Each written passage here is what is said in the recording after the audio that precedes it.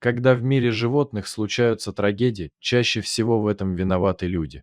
Но если человеку все же удается исправить ошибку предшественников, то, по мнению окружающих, это выглядит как настоящее чудо. Так вышло и с героями этой истории, которая произошла близ одной из бурных рек Восточной Сибири. Весенним утром мужчина решил порыбачить в реке, расположенной неподалеку от деревни. Отправился на рыбалку, с собой он прихватил снасть без поплавка. Молодой человек решил половить нахлыстом в надежде добыть форели или омуля. В качестве места для рыбалки он выбрал открытые места, лишенные деревьев, чтобы лучше было закидывать удочки. Берег реки предварительно прикормил.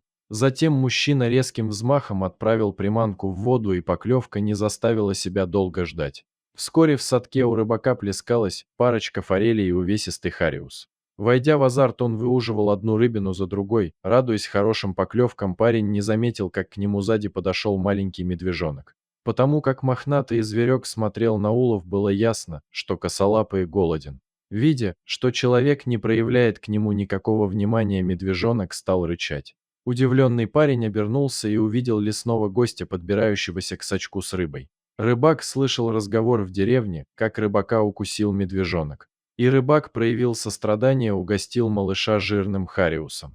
Медвежонок взял скользкую рыбину и с радостью принялся ее уплетать, съев половину. Косолапый гость отправился с оставшейся частью в ближайшие заросли леса. Парень, сочтя, что долг перед природой выполненным, продолжил рыбалку. Вскоре клев возле берега прекратился, рыба отошла к середине реки. Мужчина, облаченный в глубокие болотные сапоги, решил зайти в воду, чтобы забросить снасть подальше. Это принесло свои плоды, и рыбак в течение получаса поймал еще 3 рыбины. Каково же было его удивление, когда он рядом с собой увидел стоявшего в воде медвежонка, того самого, которому он недавно давал рыбу. Лесной зверь смотрел рыбаку в глаза и изредка переводя взгляд на рыбу, плескавшейся в садке. Парень вышел на берег и дал косолапому еще одну рыбину, тот, взяв хариуса, снова отправился в лес. Парень, удивленный таким поведением зверька, решил проследить за медвежонком, держась от него на расстоянии, чтобы не напугать его. Бурый малец бежал по лесной тропинке, с трудом удерживая в зубах скользкую трепещущую добычу.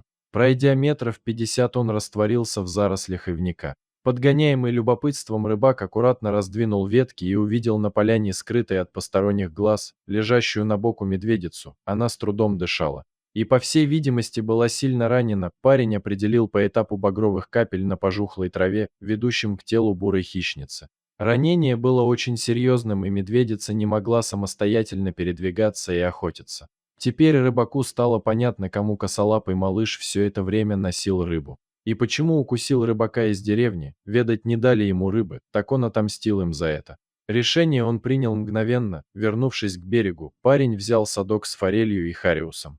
Потом он отнес улов раненой медведице и ее детенышу, не подходя близко к бурой хищнице. Рыбак оставил свой улов в паре метров от нее. Рыбачить в тот день он больше не стал. И, собрав снасти, отправился домой. Об увиденном в лесной чаще парень сообщил в районное управление охотничьего хозяйства.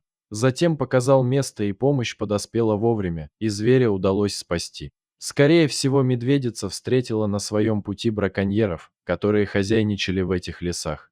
Своими действиями рыбак исправил ситуацию, парень сохранил сразу 2 жизни. И, укрепив в сознании медведицы веру в то, что не все люди жестокие убийцы, которым чужды забота и сострадание.